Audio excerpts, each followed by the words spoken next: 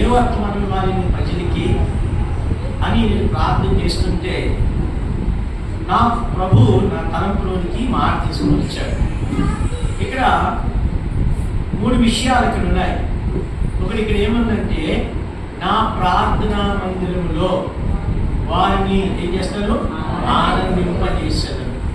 రెండవదిగా బలిపీఠ మీద తీసుకురాబడిన అర్పణలు ఏం చేస్తారు, అంగీకరిస్తారు.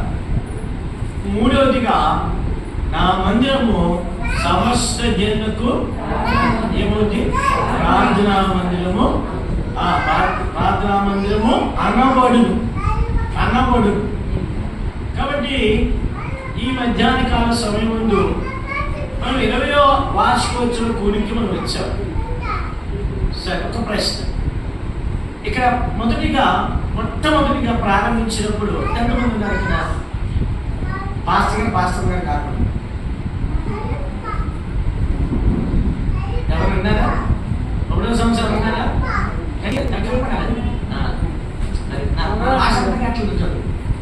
ప్రారంభంలో ఈ దొరసానిపాడు గ్రామంలో దైవజనుడు పరిచర్య ప్రారంభించినప్పుడు ఇక్కడ ఒక్కరే ఉన్నారా? ఎంతమంది ఉన్నారండి? ఇక్కడ ఓకే, వెరీ గుడ్. అయితే ఇప్పుడు మొదటి సంవత్సరం నుంచి రెండవ సంవత్సరం, ఇది 20వ సంవత్సరం.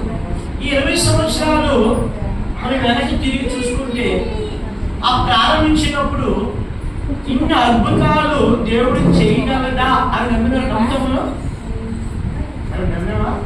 ఇలాంటి మంది కష్టపడింది, ఎంత ప్రజలు వస్తారు, ఎంత దేవుడు అద్భుతం చేస్తాడు అని ఎవరు నమ్మగలరా?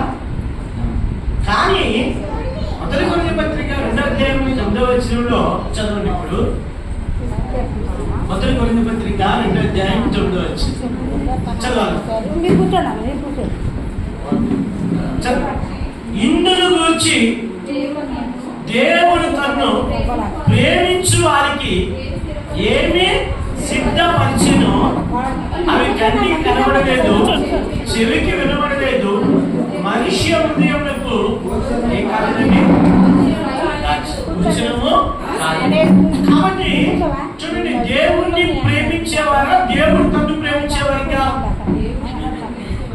అది కాబట్టి దేవుణ్ణి ప్రేమించే వారికి ఏమి సిద్ధపరిచాడో అవి మనుషుల కంటికి ఏం చేయలేదు, కనబడలేదు, ఇంకా హృదయ చెవులకి ఏం చేయలేదు, వినబడలేదు, మనుష్య